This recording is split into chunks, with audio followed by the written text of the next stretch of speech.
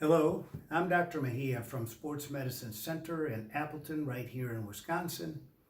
I wanted to put together this video to help you with your postoperative recovery from your shoulder surgery. Most of the video is directed towards patients with a rotator cuff repair, but it also applies in most cases where there is a shoulder replacement or shoulder fractures. The latter part of the video discusses use of the shoulder immobilizer, which is also applicable to patients with repair of a labrum or other surgeries for shoulder instability. So I want to talk about the anatomy of the shoulder, including the rotator cuff. I also want to talk about what is a rotator cuff tear, how we fix it. I want to talk about the healing process, how to protect it while it heals. And then we're going to talk about how to use the immobilizer, which is the way to protect the repair. And then finally, we'll conclude by talking about some risks to avoid. So first of all, I want to talk about the anatomy to the shoulder. The shoulder is comprised of a ball and socket. The ball is what contains the arm. And so the socket is part of the shoulder blade. Here's the collarbone. So that would be the front part of the shoulder. The shoulder blade is suspended on your rib cage. So when you look at the shoulder, it's a ball and socket like we talked about. And so the rotator cuff is a group of 4 muscles that come from your shoulder blade, and they wrap around the ball like a cuff on a sleeve. So they form an envelope around the ball. So there's 4 of them. And these tendons, they are like a coupling mechanism. They are a steering mechanism. They're balanced, and they all act in unison, and they're coordinated so that when your arm is away from your body and you're rotating your arm or you're lifting something, they are pulling the ball into the socket and keep it centered. They provide strength and stability to your shoulder. So when we talk about a rotator cuff tear, then that means that one of the tendon or more than one of the tendons has been detached. And typically when you have a torn rotator cuff, then that leads to motion loss, it leads to weakness, it leads to pain and dysfunction. And so ideally, we want to fix the rotator cuff. The way that we fix the rotator cuff is we use modern techniques, which are using minimally invasive surgery through poke holes into the body of the shoulder. And then we can get inside the shoulder and put anchors. And so here's an example of different anchors. Here's a metallic screw-in anchor. Here is a composite absorbable anchor. Sometimes there are plastic anchors, but the concept is that these anchors we put into the bone, and there is suture that comes out of them, and we use the suture to tie into the tendon and tie it into the bone. So when we talk about a repair, we will put the anchor into the bone, we will remove the inserter, and then here are the sutures. And these are the sutures that we will weave through the tendon. Once we have attached the tendon back into the bone, then we have to protect it, and we have to keep it in that position until the healing process takes place, which involves the tendon growing roots into the bone. And when those roots are shallow, we have to be very careful that we don't start moving too soon or using the muscle too aggressively, because that will lead to a gradual detachment.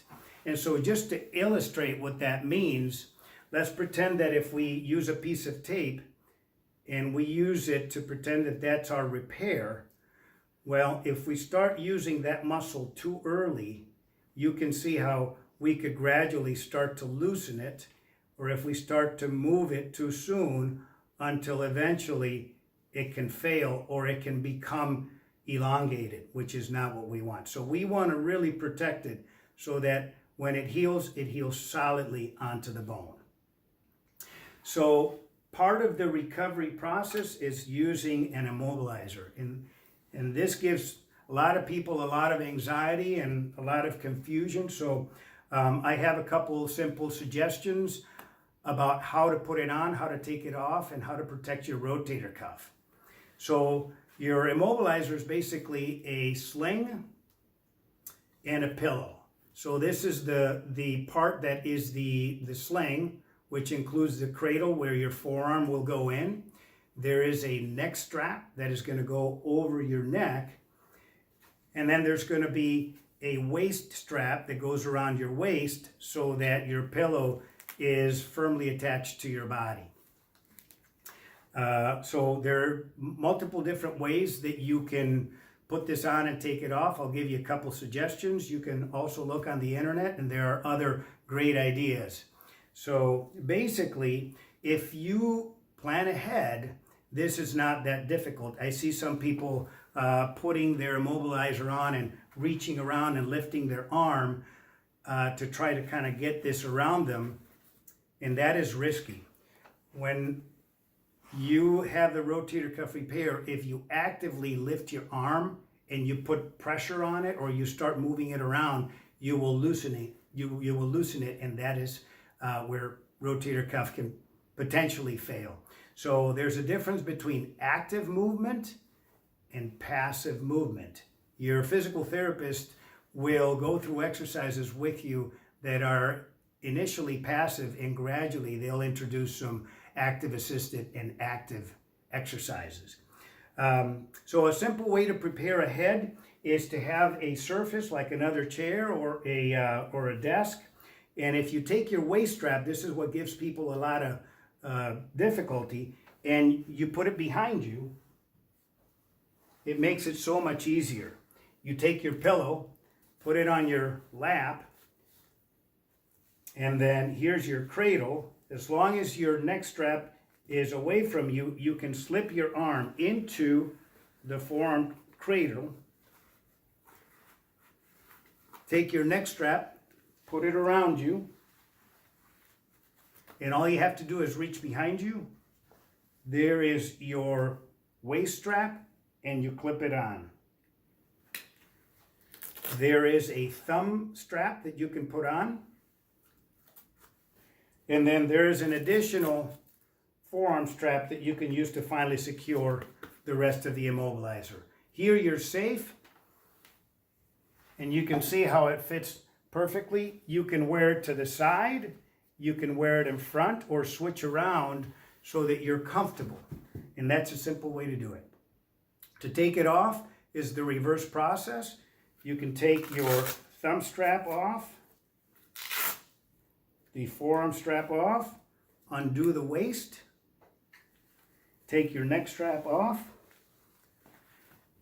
slide your arm off, and here you're safe. Again, pretend there's a piece of Velcro between your elbow and your side, and as long as you're not actively lifting it, you're safe. The other example is using a table. And again, if you plan ahead, you make it very easy.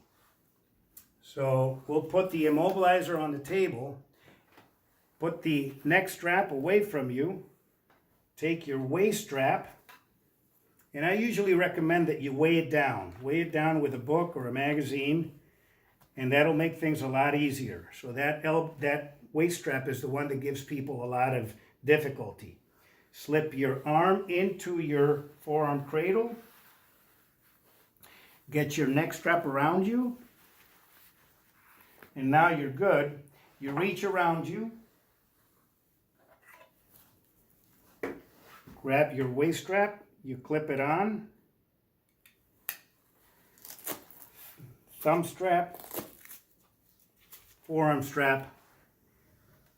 And we're in good shape. So hopefully that gives you some ideas of ways to avoid all the anxiety about wearing this. Like I said, if you're sitting on a couch, if you're sitting in a chair, if you're in a place that's safe, removing this and resting your arm on your lap is safe. Hopefully this gives you some ideas. I hope that you do well with your surgery. We wish you luck. If you have any questions, please don't hesitate to contact our office. And I hope you have a great day.